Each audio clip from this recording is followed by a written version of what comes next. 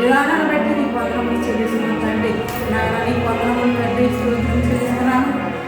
అలాగే ప్రభునైనా ప్రతి ఒక్కరిని కూడా మీరు దీవించి ఆశ్రయించండి ప్రభు. నీకు వందనాలు.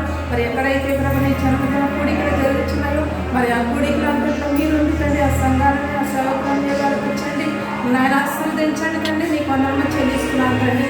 అలాగే మా సంఘంలో దీవించి ఆశ్రయించండి తండ్రి.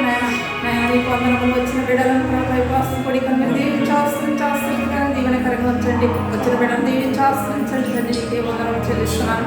మరి నాయన ఈ కూడిక నిమిత్తము నాయన నీవే నాయన ఆశీర్వదించమని తండ్రి. నాయన ప్రతి విషయంలో తండ్రి నాయన మేము ప్రభు నాయన నిన్ను మేము జ్ఞాపకం చేసుకుని తండ్రి అన్ని విషయంలో ప్రభు నిన్ను మేము కనపరిచే భాగ్యం మాకు దయచేయమని ప్రార్థిస్తున్నాం తండ్రి.